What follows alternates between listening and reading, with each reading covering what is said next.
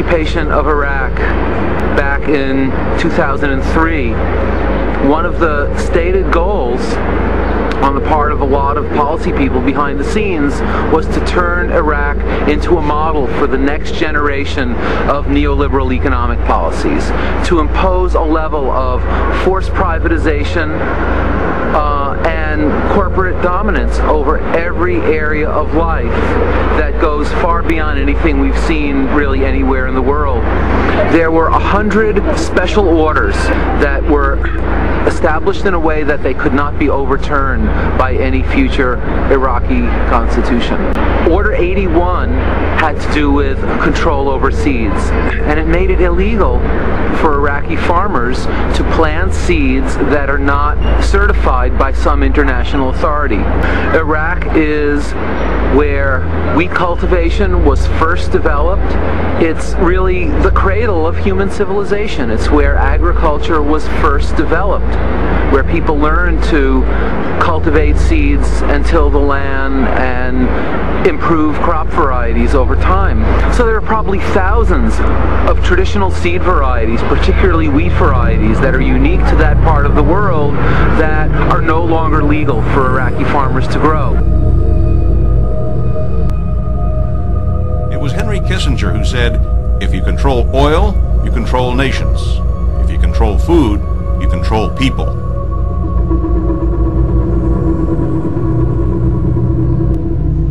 With Monsanto's Bt corn, the corn itself is registered as an insecticide. This is because every cell has been engineered to manufacture Bt, a natural bacterial toxin. If a corn borer eats any part of the plant, it will die. You know, if I'm surrounded by corn and it's genetically modified, if I could lose my crop because the crop's genetically contaminated. And guess what? Then I can get sued by Monsanto for a breach of contract by trying to sell their seed. It's insane.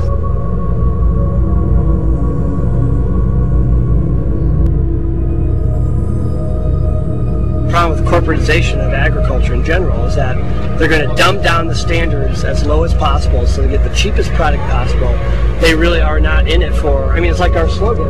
Are they in it as a movement or are they in it for the market? I mean, they're in it for the money.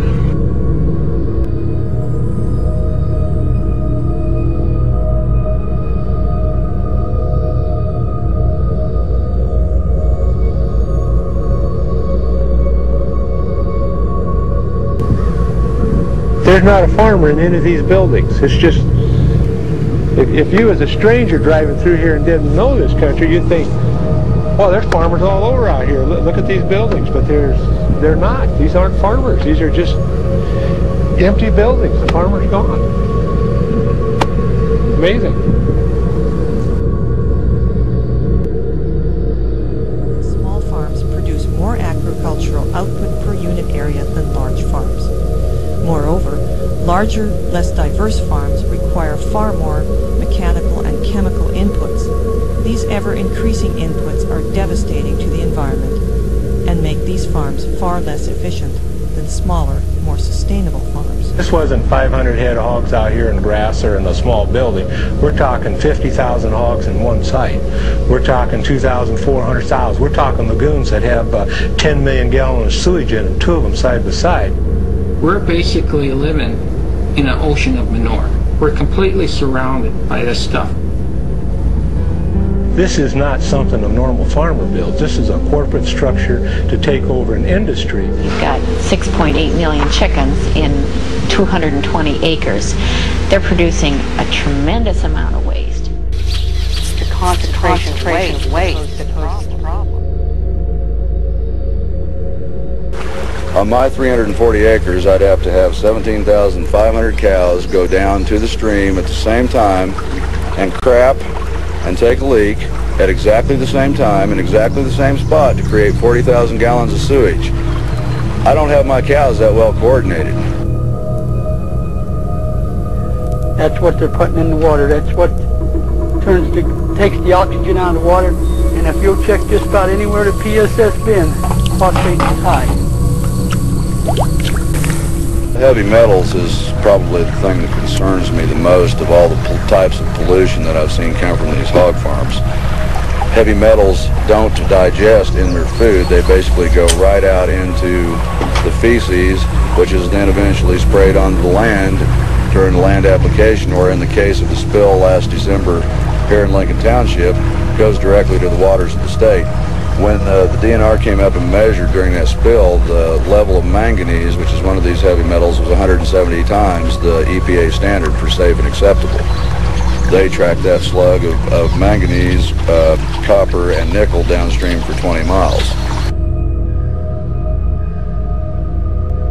I don't expect everybody to be raising pigs the way I do. I'm old and I raise pigs the old-fashioned way. If we got baby pigs, if we got baby calves, or if we got livestock, we're going to take care of them. That's the way I was brought up. I'm not against people raising hogs. I'm against raising them in a socially, environmentally wrong way. In 2002, President Bush signed one of the largest subsidy bills yet. This results in every American taxpayer paying a personal subsidy to the agricultural biotech industry. Farmers that are producing grain right now are quite clearly losing money on every bushel. The prices are below the cost of production.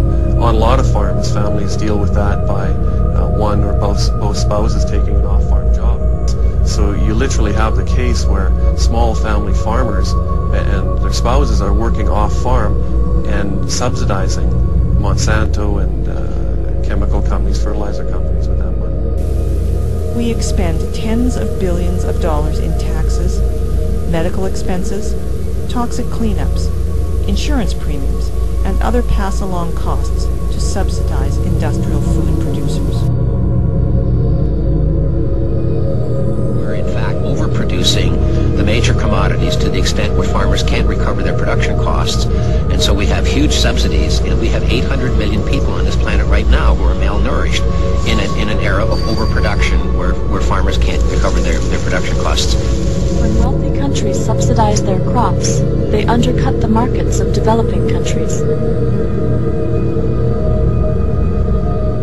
Industrial agriculture actually increases hunger by raising the cost of farming, by forcing tens of millions of farmers off the land, and by growing primarily high-profit export crops.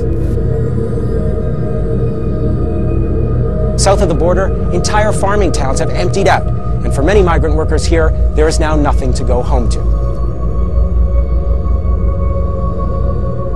I miss my family. I want to stay with my family, but I can't.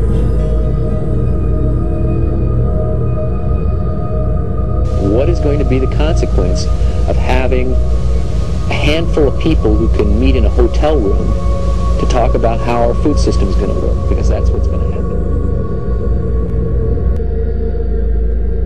If we ever get to the point where the independent producer is completely out of the picture, and it's fast coming to that, you will only have about 2 or 3 sources of markets and sources of supply of agricultural products. And then those corporates will dictate to the American people exactly what they're going to pay. They will have control all the way to the consumer. What kind of society are we going to leave for our children and grandchildren if we allow the continued consolidation, not only in agriculture, but in every aspect of the American economy, where the wealth and the power is all being concentrated in the hands of a very few? This concentration of wealth and power is what caused all of our European ancestors to be willing to risk their lives and shed their blood to come away from a system where there was no economic opportunity into a country where if they worked hard and had a good idea, they could achieve the American dream.